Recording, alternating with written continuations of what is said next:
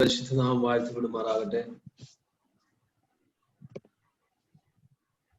ഈ സന്ധ്യയെങ്കിൽ നിങ്ങളോട് ഒരുമിച്ച് ദൈവത്തിന്റെ വചനം പങ്കിടുവാൻ തക്കോണം വലിയവനായ ദൈവം ഒരുക്കി തന്ന വിലയേറിയ അവസരത്തിനായിട്ട് നന്ദിയോടെ സ്തുതിക്കുന്നു, സ്തോത്രം ചെയ്യുന്നു.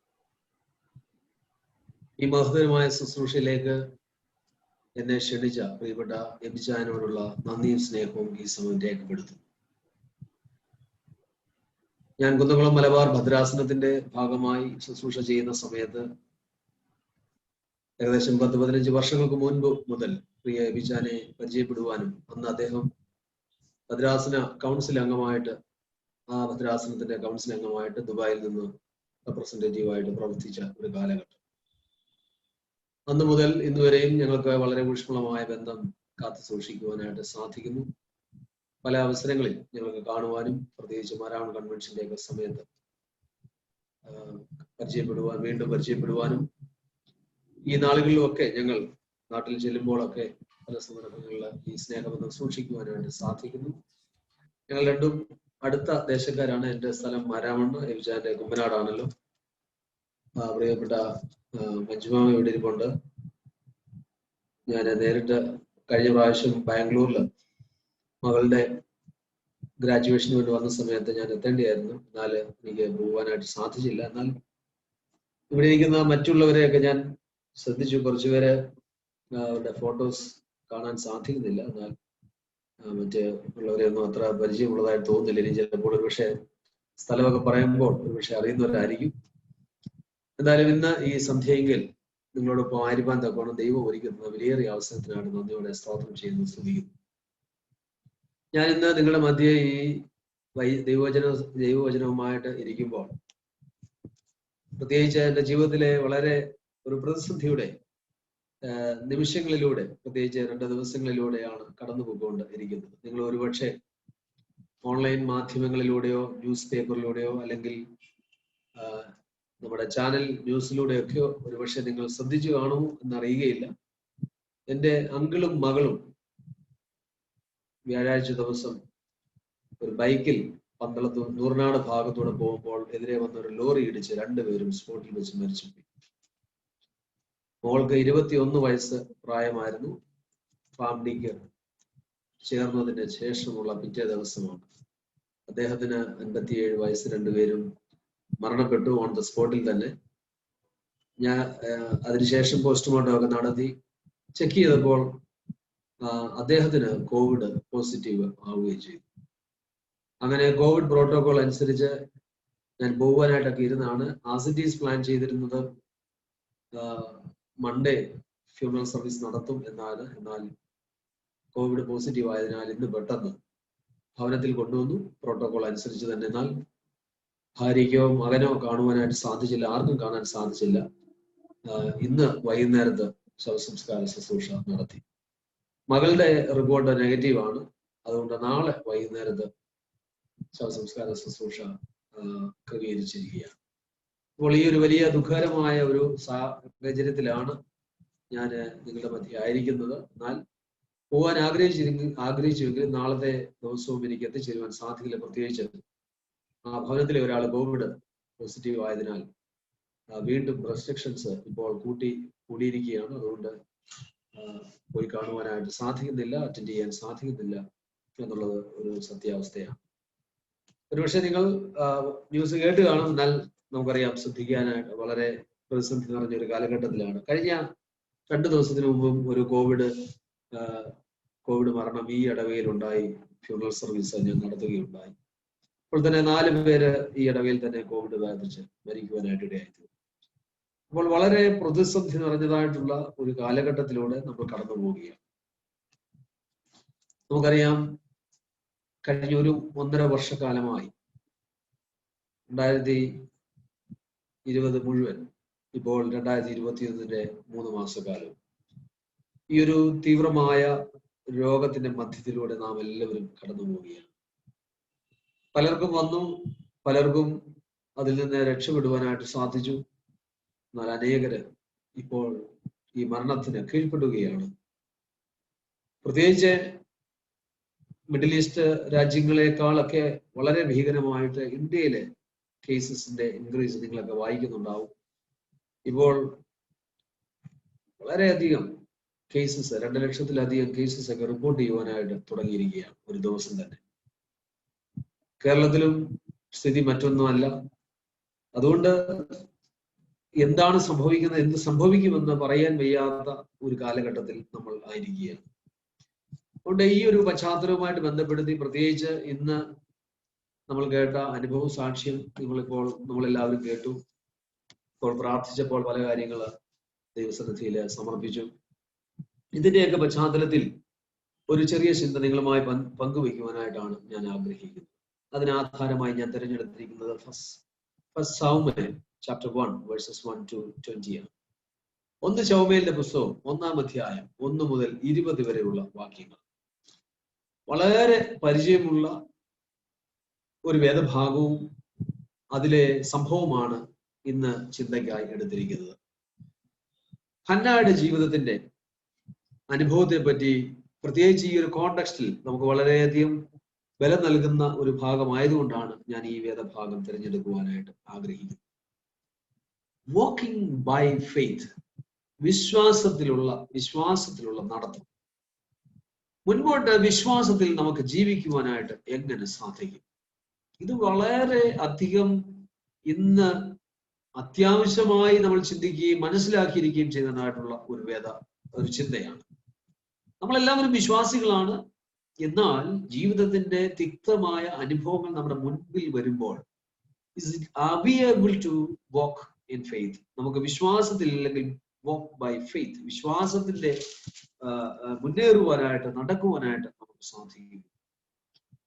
ഞാൻ ഓർമ്മിച്ചല്ലോ, എൻ്റെ കസിന്റെ ആ ഭവനത്തിലെ അന്തരീക്ഷം വളരെയധികം ഒരു പ്രതിസന്ധി നിറഞ്ഞതാണ്. അവരെ ഏത് രീതിയിലുള്ള വിശ്വാസത്തിൽ ഉറപ്പിക്കുവാൻ സാധിക്കുമെന്നുള്ളത് വലിയൊരു പ്രയാസമാണ്.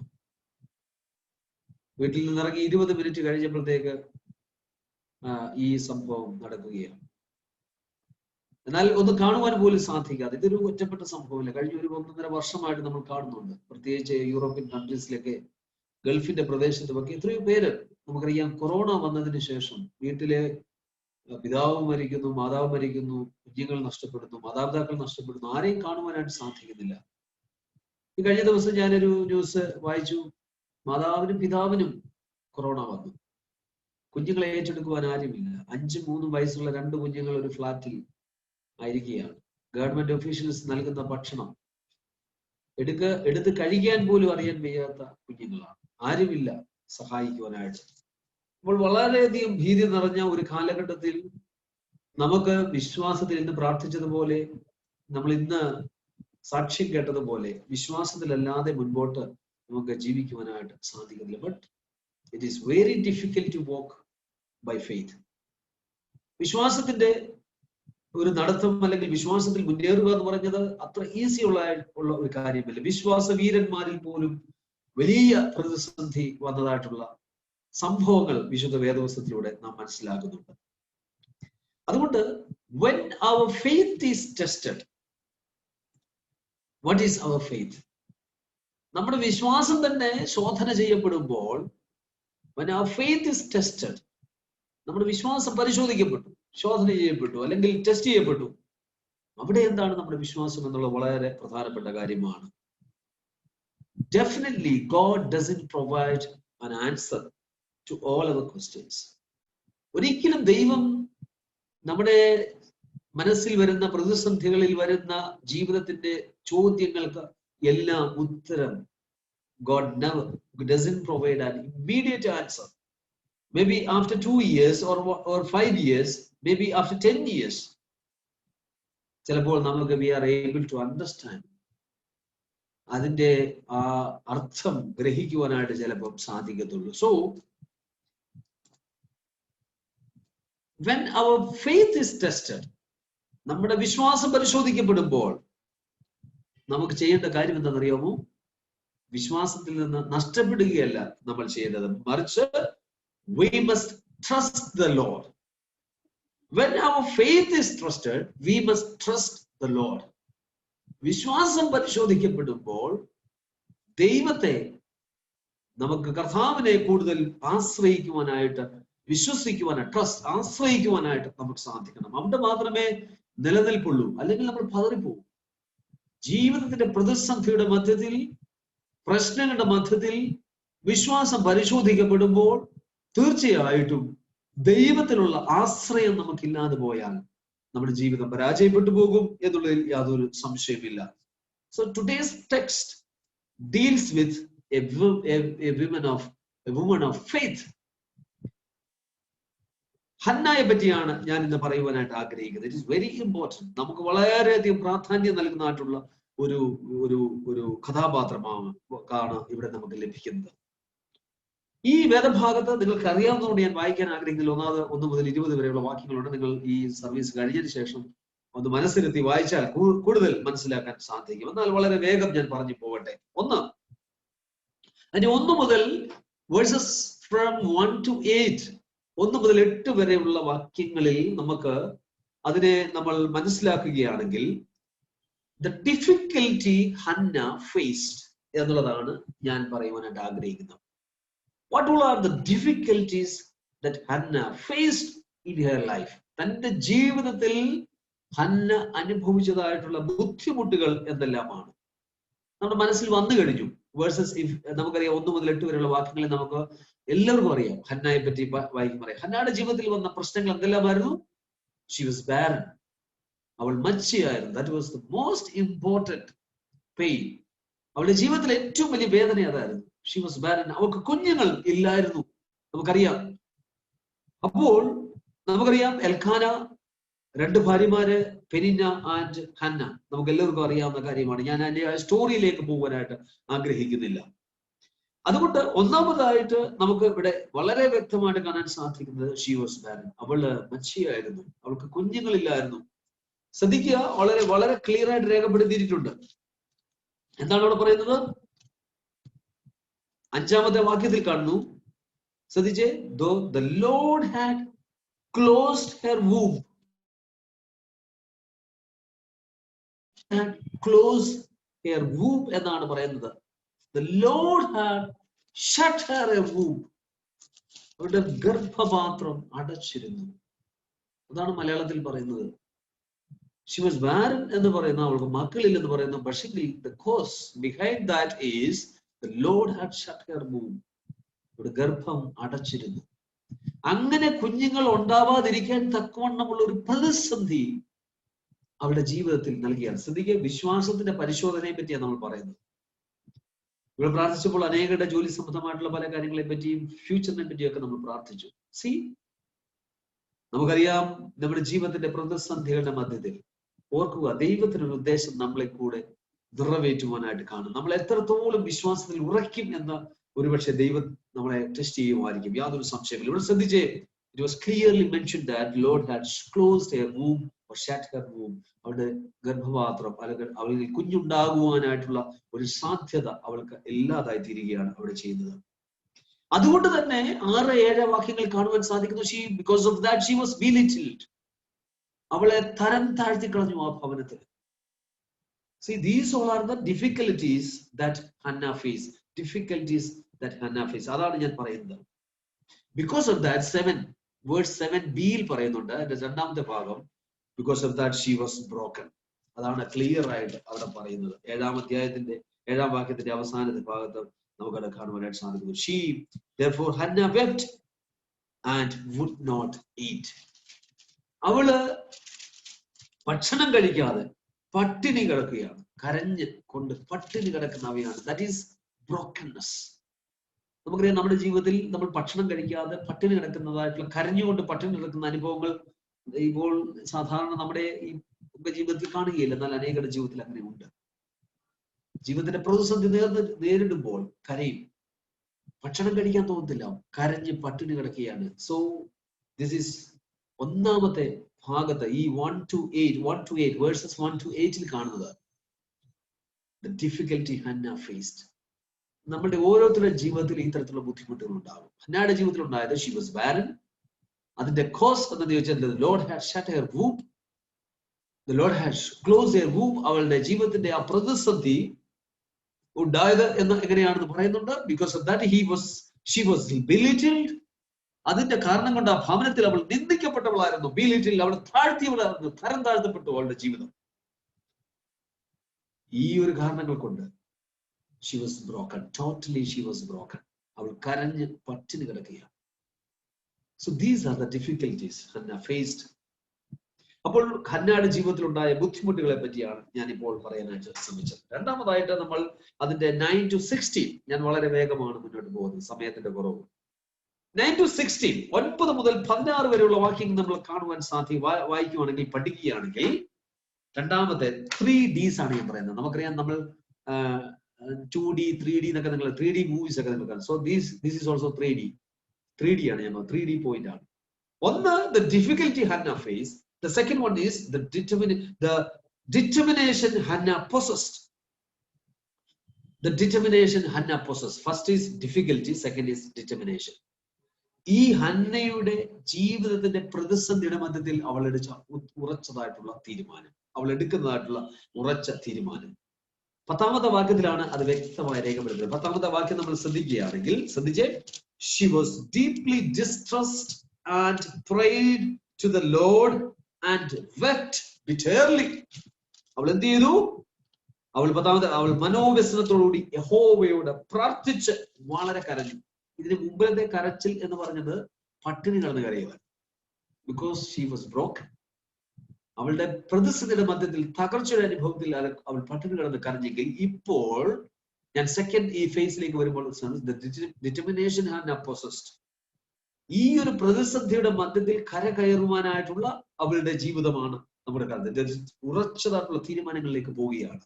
നമ്മുടെയൊക്കെ ജീവിതത്തിൽ പ്രതിസന്ധി വരുമ്പോൾ നമുക്കറിയാം, നമ്മൾ ചിലപ്പോൾ ആദ്യം പതറിപ്പോകും. പക്ഷെങ്കിൽ അതിനുശേഷം ശക്തമായ വിശ്വാസത്തിന്റെ ഉടമകളായി തീരുന്ന അനേകരെ കാണുവാനായിട്ട് സാധിക്കും. പിന്നെ അവരെ തകർക്കുവാനായിട്ട് സാധിക്കത്തില്ല ഒന്നിനും. ഇവിടെ ഇത് തന്നെയാണ് സംഭവിച്ചത്. അവൾ ഉറച്ച വിശ്വാസത്തിന്റെ ഉടമസ്ഥ അവകാശത്തിലേക്ക് പ്രവേശിക്കുക. അതുകൊണ്ടാണ് ഞാൻ ഈ ആദ്യത്തെ വാക്യങ്ങൾ നമ്മൾ വായിക്കും. 10ാമത്തെ വാക്യത്തിൽ കാണുന്നു, ഫെർവെന്റ് പ്രയർ, തീഷ്ണമായ പ്രാർത്ഥന. അതാണ് അവിടെ രേഖപ്പെടുത്തിയിരിക്കുന്നത്. She was deeply distressed and prayed to the Lord and wept bitterly. അവൾ ആത്മാർത്ഥമായിട്ട് ദൈവസന്നിധിയിൽ സമർപ്പിച്ച് പ്രാർത്ഥിക്കുകയാണ്. ശ്രദ്ധിക്കേ, അവളുടെ ജീവിതത്തിന്റെ പ്രതിസന്ധിയുടെ മധ്യത്തിൽ, ഇവിടെ ഇരിക്കുന്ന ഓരോരുത്തരുടെ ജീവിതത്തിന്റെ പ്രതിസന്ധിയുടെ മധ്യത്തിൽ, അവരുടെ ആ പ്രതിസന്ധിയെ ഓവർകം ചെയ്യുവാനായിട്ടുള്ള ഒരേ ഒരു മാർഗം എന്നത് ചോദിച്ചു കഴിഞ്ഞാൽ, നമുക്കറിയാം, ഈ ലോകപ്രകാരം നമുക്ക് ഒരു പക്ഷേ കടക്കുവാനായിട്ട് സാധിക്കത്തില്ല, മറികടക്കുവാൻ സാധിക്കത്തില്ല. പക്ഷെങ്കിൽ ഈ ഹന്നയുടെ മോഡലാണ്. Hannah's model is the model of our life too. നമ്മുടെ ജീവിതത്തിൽ ഹന്നയുടെ മോഡലാണ് വളരെ പ്രധാനപ്പെട്ടത്. ശ്രദ്ധിച്ചേ, ഫെർവെന്റ് പ്രയർ, അവളുടെ തീഷ്ണമായ പ്രാർത്ഥന. അവൾ ദൈവത്തെ വിടുവാനായിട്ട് ശ്രമിച്ചില്ല. ദൈവത്തോട് തീഷ്ണമായിട്ട്, കർത്താവിനോട് തീഷ്ണമായിട്ട് പ്രാർത്ഥിക്കുകയാണ്.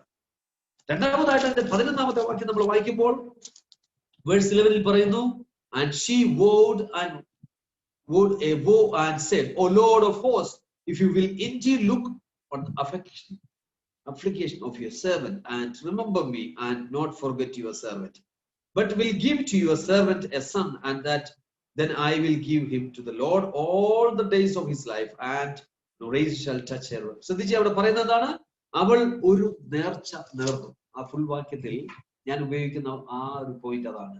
അവൾ ഒരു നേർച്ച നേർന്നു. Her faithful promise. ഒന്നാമതായിട്ട് ഞാൻ പറഞ്ഞത് her fervent prayer. അവളുടെ ജീവിതത്തിന്റെ പ്രതിസന്ധിയുടെ മധ്യത്തിൽ അവൾ ശക്തമായ പ്രാർത്ഥനാ ജീവിതത്തിലേക്ക് മടങ്ങി വരികയാണ്. ആ പ്രാർത്ഥനാ ജീവിതത്തിലേക്ക് മടങ്ങി വന്നപ്പോൾ അവൾ ഒരു നേർച്ച നേരുകയാണ്. എന്ത്? അവളൊരു ഉറച്ചതായിട്ടുള്ള, ഒരു ഫെയ്ത്ത്ഫുൾ ആയിട്ടുള്ള പ്രോമിസ്. നീ എനിക്കൊരു മകനെ നൽകിയാൽ ഞാൻ നിനക്ക് നൽകും. എന്റെ ജീവിതം നീ എനിക്ക് നൽകിയാൽ ഞാൻ കർത്താവിന് വേണ്ടി സമർപ്പിക്കും, കർത്താവിന് വേണ്ടി ജീവിക്കുമെന്ന് പറയുന്നതായിട്ടുള്ള അനേകരെ കാണാൻ സാധിക്കും. ഇവിടെ ഫെയ്ത്ത്ഫുൾ പ്രോമിസ്. അവരുടെ ജീവിതത്തിൽ ഈ നന്മ നൽകുകയാണെങ്കിൽ ഞാൻ അവനെ കർത്താവിന് നൽകുമെന്നുള്ള ഒരു വാഗ്ദത്തമാണ്, ഒരു പ്രോമിസാണ് അവിടെ നമുക്ക് കാണാൻ സാധിക്കുന്നത്. മൂന്നാമതായിട്ട് അവിടെ തന്നെ അവിടെ മനസ്സിലാക്കാൻ സാധിക്കും. 12ാമത്തെ വാക്യം മുതൽ നമ്മൾ വായിക്കുമ്പോഴാണ് കാണുന്നത് focused presence in the temple. ശ്രദ്ധിച്ചേ, verse 12, as she continued praying before the Lord, Eli observed her mouth.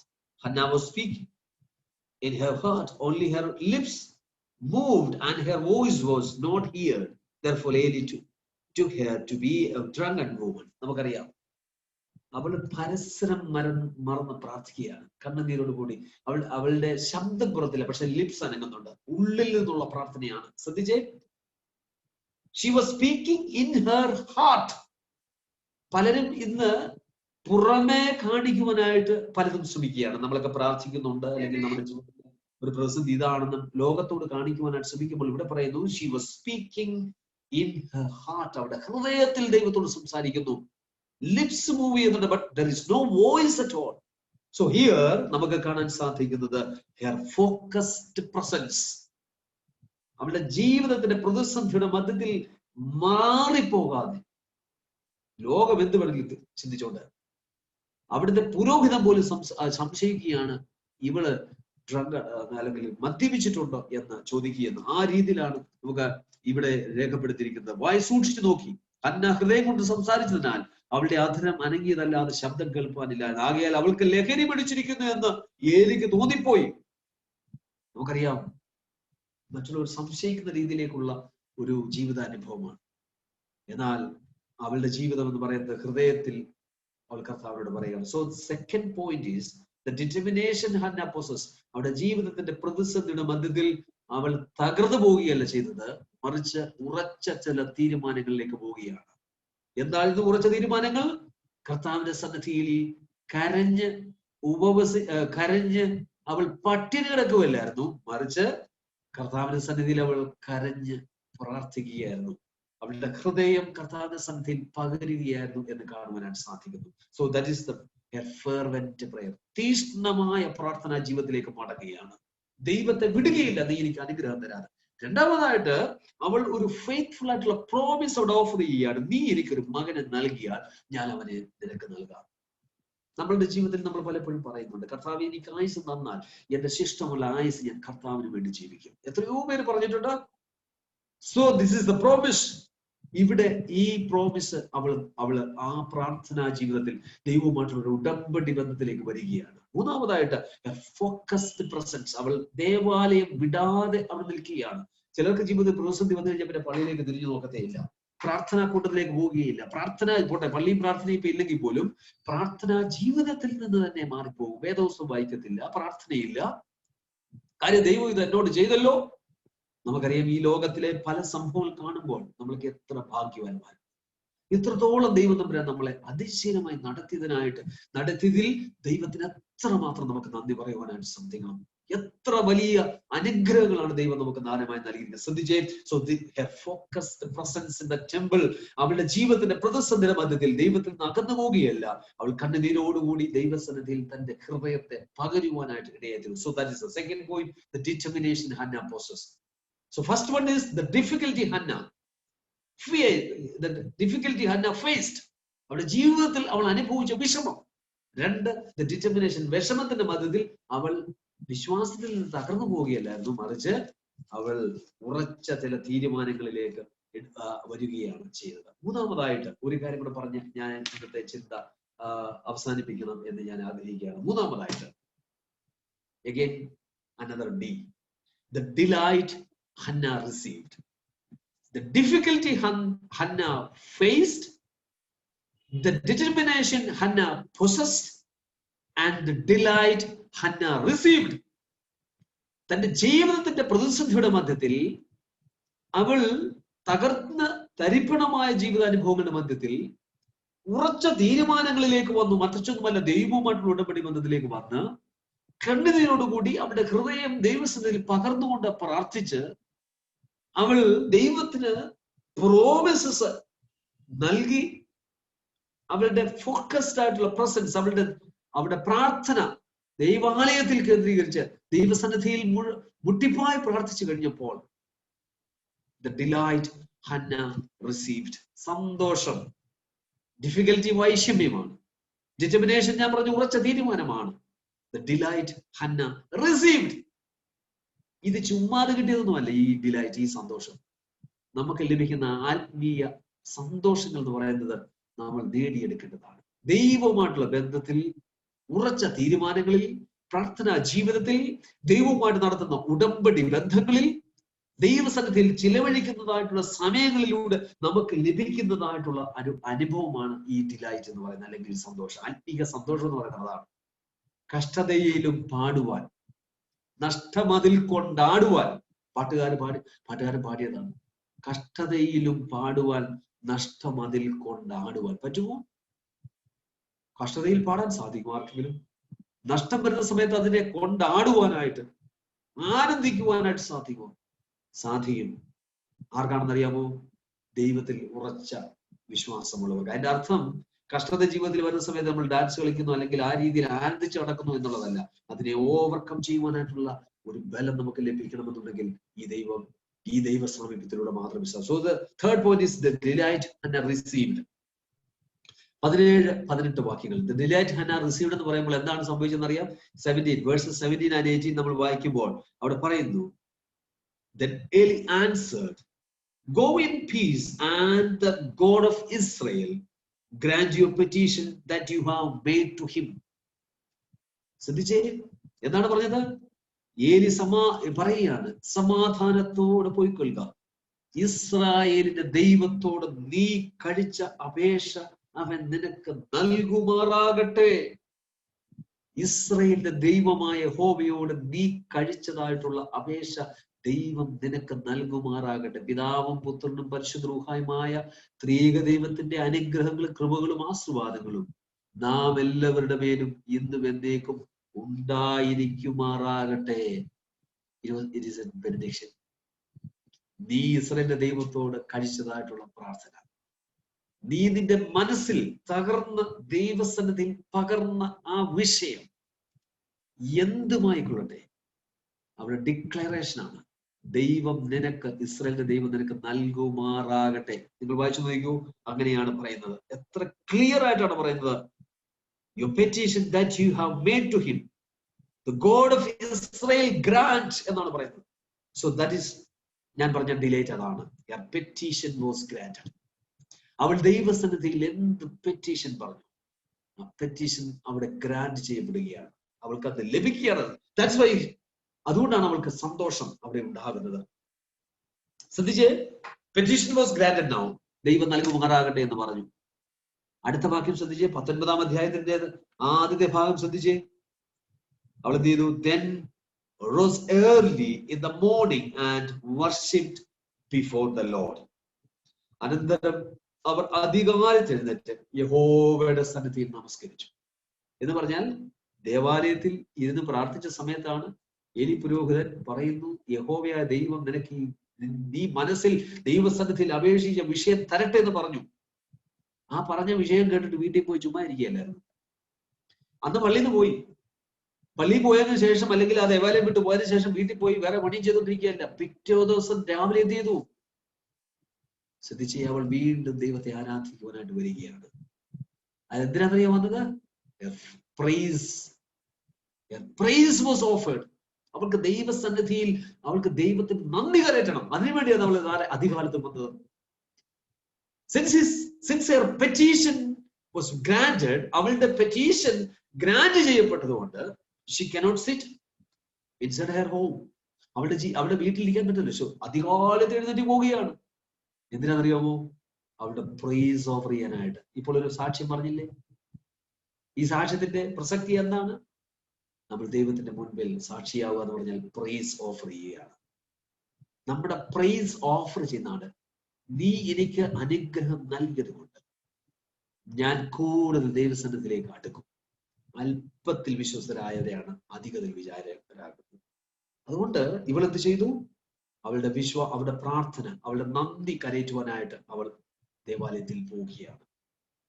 ഇനി ശ്രദ്ധിച്ചേ, വേഴ്സ് 19 അവസാന ഭാഗത്തേക്ക് വരുമ്പോൾ, and Elkanah knew Anna his wife, and the Lord remembered her. വളരെ പ്രധാനപ്പെട്ട കാര്യം. ഒത്തിരി ഭാഗങ്ങളിൽ പറയുന്നുണ്ട് ലോർഡ് റിമെമ്പേർഡ്. ഇത് വലിയ ഒരു പ്രസക്തമായിട്ടുള്ള ഒരു ഭാഗമാണ്. നിങ്ങൾ മറന്നു കളയില്ല. ദൈവത്തെ നമ്മളെല്ലാവരും ഓർക്കുന്നു. That's why we all are here to attend this meeting in this platform, through this platform. നമ്മൾ ഇതിലൂടെ ഇപ്പോൾ ഇത്, because we all are remembering, ദൈവം നമ്മളെ ഓർക്കുന്നു. This is the question which we need to answer. ദൈവം നമ്മളെ ഓർക്കുന്നുണ്ട്. If Lord is not remembering it. ദൈവം നമ്മളെ ഓർക്കുന്നില്ലെങ്കിൽ നമ്മുടെ ജീവിതത്തിന്റെ പ്രതിസന്ധിയുടെ മധ്യത്തിൽ നമ്മൾ തകർന്നു പോകും. നമ്മൾ രക്ഷപ്പെടുവാൻ കാരണമായി തീരുന്നത് ദൈവം നമ്മളെ ഓർക്കുന്നതുകൊണ്ട് മാത്രമാണ്. ശ്രദ്ധിച്ചേ, ഇവിടെ പറയുകയാണ്, 20ാമത്തെ വാക്യം നിങ്ങൾക്ക് വായിച്ചാൽ കാണാം. നമ്മൾ 1 മുതൽ 20 വരെയുള്ള വാക്യങ്ങളാണ് എടുത്തത്. വേഴ്സ് 20 പറയുന്നു, and in due time Hannah conceived and bore a son, and she called his name Samuel. എന്താണ് ഇവിടെ പറയുന്നത്? 1 ആണ്ട് കഴിഞ്ഞിട്ട് ഹന്ന ഗർഭം ധരിച്ച് ഒരു മകനെ പ്രസവിച്ചു. ശ്രദ്ധിച്ച്, എവിടെയായിരുന്നു അവളുടെ ജീവിതം? She was barren. അവൾ മച്ചിയായിരുന്നു. അവളുടെ വീട്ടിൽ അവൾ തരം താഴ്ത്തപ്പെട്ടവളായിരുന്നു. ദൈവം ഇങ്ങനെ ഒരു അവസ്ഥ, അല്ലെങ്കിൽ ഇവൾക്ക് കുഞ്ഞുണ്ടാകാതിരിക്കാൻ തക്കൊണ്ട് Lord had shut her womb, അവളുടെ ഗർഭപാത്രം അടച്ചിരിക്കുകയായിരുന്നു. ദൈവത്തിന് ഇവളെ കൊണ്ട് കുറച്ച് പ്രാർത്ഥിപ്പിക്കണമായിരുന്നു. വിശ്വാസത്തിന്റെ ആഴങ്ങളിലേക്കൊന്ന് യാത്ര ചെയ്യിപ്പിക്കണമായിരുന്നു. അതുകൊണ്ടാണ് അത് അടച്ചത്. അല്ലാതെ ഒരു മച്ചിയായിരുന്നു എന്ന് പറഞ്ഞെങ്കിൽ പോലും നമുക്കറിയാം അതിന്റെ പിന്നിൽ ഒരു കാര്യമുണ്ടായിരുന്നു. എന്നാൽ കരഞ്ഞ് പട്ടിണി കിടന്ന ഈ സ്ത്രീ പിറ്റേ ദിവസം മുതൽ ദൈവസന്നിധിയിൽ ഡിറ്റർമിനേഷൻ വന്നു കഴിഞ്ഞപ്പോൾ ഉറച്ച തീരുമാനങ്ങളിലേക്ക് വന്നു. നമ്മൾ ചില ഉറച്ച തീരുമാനങ്ങളിലേക്ക് വരുമ്പോൾ ഉപവസിച്ച് പ്രാർത്ഥിക്കും. ദൈവസന്നിധിയിൽ കരഞ്ഞ് പട്ടിണി കിടക്കുന്നതിന് പകരം, കരഞ്ഞ് പട്ടിണി കിടക്കുന്നതിന് പകരം കരഞ്ഞ് പ്രാർത്ഥിക്കുവാനായിട്ട് അവൾ തുടങ്ങി. അവൾ കരഞ്ഞുകൊണ്ട് പ്രാർത്ഥിച്ചു കഴിഞ്ഞപ്പോൾ നമുക്കറിയാം, നമ്മൾ പറഞ്ഞു, fervent prayer, faithful promise and focused presence. ദൈവസന്നിധിയിൽ അവൾ ചില പ്രോമിസസ്, വഴിപാടുകൾ നേർന്നു. ഞാൻ നൽകും എന്റെ മകനെ. അതിനുശേഷം പോയിരിക്കുകയല്ല, വഴിപാട് നടന്നിട്ട് വേണ്ടി പോലെ focused presence in the temple. ദൈവാലയത്തിൽ ദൈവശക്തിയിൽ ലഭിക്കുവാനായിട്ട് അവൾ അവിടെ തന്നെ ഇരുന്നു. അവളുടെ പ്രാർത്ഥനയുടെ ആഴത്തിൽ പുരോഹിതനെ അവിടുത്തെ ഏരി പോലും സംശയിച്ചു പോയി. എന്നാൽ ഇവിടെ അവൾക്ക് ലഭിക്കുകയാണ്. എത്ര ആഴമുള്ള ഒരു വാക്യമാണ്. എനിക്ക് വളരെ ഇഷ്ടമുള്ള ഒരു വാക്യമാണ്. നീ ഇസ്രായേലിന്റെ ദൈവമായ യഹോവയുടെ മുൻപിൽ കഴിച്ച നിന്റെ ആഗ്രഹം ദൈവം നിനക്ക് നൽകുമാറാകട്ടെ. ഇത് നമുക്ക് ലഭിക്കും. നമ്മുടെ ആരാധനയിൽ നമുക്ക് ലഭിക്കുന്നതാണ്. നമ്മൾ ഇന്ന് ഇപ്പോൾ എത്ര പേരുണ്ട് ഞാൻ നോക്കില്ല, 31 പേരുണ്ട്, 31 ഫാമിലീസ് ഉണ്ട് ഇപ്പോൾ. ഈ 31 ഫാമിലീസ് ഇന്ന് ഈ ഒരു സൂം പ്ലാറ്റ്ഫോമിലൂടെ ഈ സന്ധ്യയെങ്കിൽ, ഈ ശനിയാഴ്ച വൈകുന്നേരം സമയം നിങ്ങൾ ദുബായിയുടെ പ്രദേശത്ത് നിന്ന് ഇത്രയും പേര് എന്തിനാ ഒരുമിച്ച് വന്നത്? ഇതൊരു യാഗപീഠമാണ്. It's not a fellowship. നമ്മൾ ഒരിക്കലും ഒരു ഫെലോഷിപ്പ് ആയിട്ട് മാത്രമല്ല ഇത് കൂടുന്നത്. ഇതൊരു യാഗപീഠമാണ്. This is an altar. ഈ യാഗപീഠം ഒരുക്കപ്പെട്ടിരിക്കുകയാണ്. ഇതിന്റെ പിന്നിൽ പ്രവർത്തിച്ചവരെല്ലാം കൂടെ ചേർന്ന് 31 പേരുള്ള ആ കുടുംബങ്ങൾ ചേർന്നൊരു യാഗപീഠം ഒരുക്കി. യാഗവസ്തുക്കൾ നമ്മൾ അർപ്പിച്ചു, സാക്ഷ്യം പറഞ്ഞ ഒരാൾ. പിന്നീട് മധ്യസ്ഥ പ്രാർത്ഥന അനേക വിഷയങ്ങൾ സമർപ്പിച്ചു. എത്രയോ വിഷയങ്ങൾ നമുക്കറിയാം, എത്രയോ വിഷയങ്ങളുണ്ട്. ഇതെല്ലാം അർപ്പിച്ചതിന് ശേഷം നമ്മൾ വചനത്തിന്റെ മുൻപിൽ ഈ വിശ്വാസത്തിന്റെ ആഴങ്ങളിലേക്ക് യാത്ര ചെയ്യുകയാണ്. ഈ യാഗപീഠത്തിൽ തീ കത്തണം. ഈ യാഗപീഠത്തിൽ തീ കത്തിയില്ലെങ്കിൽ ഇതൊരു വെറുതെ കൂട്ടായ്മയായി തീരും. ഇത് വെറുതെ ഒരു ഫെലോഷിപ്പ് മാത്രമായിട്ട് അവസാനിക്കും. ഫെലോഷിപ്പ് വേണം, ബട്ട് ഈ യാഗപീഠത്തിന്മേൽ തീ കത്തണം. ഈ യാഗപീഠത്തിന്മേൽ തീ കത്തുന്നു. ഇതിന്റെ സൗരഭ്യം, വാസന കർത്താവ് മണക്കും. നമ്മൾ പ്രാർത്ഥിച്ച വിഷയങ്ങളുടെ മേൽ, നമ്മൾ അപേക്ഷിച്ച വിഷയങ്ങളുടെ മേൽ, ഇന്ന് നിങ്ങളുടെ മനസ്സിൽ നിങ്ങൾ ചഞ്ചലപ്പെടുന്ന, വിഷമിക്കുന്ന നിങ്ങളുടെ വിഷയങ്ങളോ മറ്റുള്ളവരുടെ വിഷയങ്ങളോ ഹൃദയത്തിൽ ഉണ്ടെങ്കിൽ ദൈവത്തിന്റെ പരിശുദ്ധാത്മാവ് അത്ഭുതം പ്രവർത്തിക്കും. യാതൊരു സംശയമില്ല. വിശ്വസിക്കണം. നമുക്ക് ശ്രദ്ധിച്ചേ, ഇവിടെ ഈ ഹന്നായുടെ ജീവിതത്തിൽ ഇത് സംഭവിച്ചുവെങ്കിൽ, ഹന്നായ്ക്ക് എന്തോ വിശ്വാസ പാരമ്പര്യമായിരുന്നു, ഇത് ഹന്നായുടെ ജീവിതത്തിൽ സാധിച്ചുവെങ്കിൽ, പ്രിയമുള്ളവരെ, ഞാൻ അവസാനത്തെ 20ാമത്തെ വാക്യം ഞാൻ പറഞ്ഞത് എന്താ? Her prayer was answered. Her petition was granted. Her praise was offered and her prayer was answered. അവിടെ പ്രാർത്ഥന അതായിരുന്നു. കണ്ണുനീരോടെ പ്രാർത്ഥിച്ചത് ഉത്തരം നൽകി. 1 ആണ്ട് കഴിഞ്ഞപ്പോൾ അവക്ക് കുഞ്ഞ് ലഭിക്കുകയാണ്. പ്രിയമുള്ളവരെ, ഈ പ്രതിസന്ധിയുടെ മധ്യത്തിൽ, ഈ ഒരു വലിയ പാൻഡമിക് കോണ്ടെക്സ്റ്റിൽ അനേകർക്ക് ജോലി നഷ്ടപ്പെടുന്നു, ജോലി സാധ്യതകൾ ഇല്ലാതായി തീരുന്നു. പ്രത്യേകിച്ച് കുഞ്ഞുങ്ങൾ. നമുക്കറിയാം, നമ്മുടെയൊക്കെ കുഞ്ഞുങ്ങൾ വളരെയധികം സൈക്കോളജിക്കൽ ഇംബാലൻസസ്, പ്രത്യേകിച്ച് ഒരു മുറിയിൽ അടച്ചിടപ്പെട്ടവരായി, ഈ ലോകത്തിന്റെ നന്മകൾ ലഭിക്കാതെ, കൂട്ടായ്മകളില്ലാതെ, ഫെലോഷിപ്പ്, നമുക്കറിയാം കുഞ്ഞുങ്ങൾ തമ്മിലുള്ള ബന്ധങ്ങളില്ല, മറ്റുള്ളവരുടെ ബന്ധങ്ങളില്ലാതെ, ഗാഡ്ജസ്റ്റുമായിട്ട് നമുക്കറിയാം ഉപകരണങ്ങളുമായിട്ട് മാത്രം ഉപകരണങ്ങളാണെന്ന് അവരുടെ ലൈഫ്. ജീവനില്ലാത്ത വസ്തുക്കളുമായിട്ട് നമ്മളൊക്കെ ജോലി ചെയ്യുമ്പോൾ നമുക്കറിയാം അതൊക്കെ ഒരു പർപ്പസ് ഉണ്ട്. നമുക്കറിയാം കൊച്ചു കുഞ്ഞുങ്ങളെ സംബന്ധിച്ച് അവർക്കറിയാം ആ പർപ്പസിനെ പറ്റി ഒന്നും വലിയ നിശ്ചയമില്ല. എന്നാൽ അതുമായിട്ട് ഈ സമയങ്ങൾ എത്രയോ സമയങ്ങൾ ചിലവഴിക്കുകയാണ്. റെസ്പോണ്ട് ചെയ്യാത്ത ഉപകരണങ്ങളുമായിട്ട് അവർ ജീവിതം കഴിച്ചു നീങ്ങുകയാണ്. അനേക പ്രായമുള്ളവർ വീട്ടിൽ അടച്ചിടപ്പെട്ടു. അവരുടെ ഫ്രീ മൂവ്മെന്റ് നഷ്ടപ്പെടുകയാണ്. വളരെ അധികം വൾണറബിൾ ആയി തീർന്നിരിക്കുന്നു ഈ രോഗത്തിന്റെ മധ്യത്തിൽ. പ്രിയമുള്ളവരെ, ഈ ഒരു വേദഭാഗം നമ്മളെ ചലഞ്ച് ചെയ്യട്ടെ. ഹന്നായെ പോലെ ജീവിതത്തിന്റെ പ്രതിസന്ധികളുടെ മധ്യത്തിൽ തകർന്നു പോകാതെ, ക്ഷീണിച്ചു പോകാതെ, ഡിറ്റർമിനേഷൻ, ഉറച്ച തീരുമാനങ്ങളിലേക്കും പ്രവേശിക്കുവാൻ, ആ ഉറച്ച തീരുമാനങ്ങൾ ദൈവവുമായിട്ടുള്ള ഉടമ്പടി ബന്ധങ്ങളായി തീരുമ്പോൾ നമ്മുടെ ജീവിതത്തിൽ ദൈവം നമ്മൾ ആഗ്രഹിക്കുന്ന വിഷയങ്ങളുടെ മേൽ ദൈവത്തിന്റെ പരിശുദ്ധാത്മാവ് അത്ഭുതം പ്രവർത്തിക്കും. ഹന്ന റിസീവ് ചെയ്തതുപോലെ, ഹന്ന സന്തോഷം പ്രാപിച്ചതുപോലെ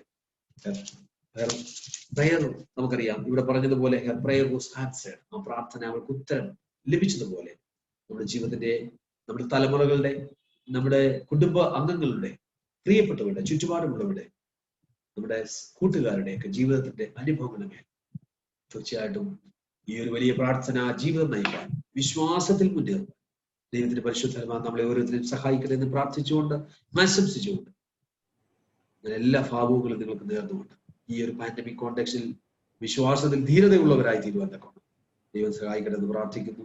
ദൈവം നമ്മളെ എല്ലാവരെയും അനുഗ്രഹിക്കട്ടെ.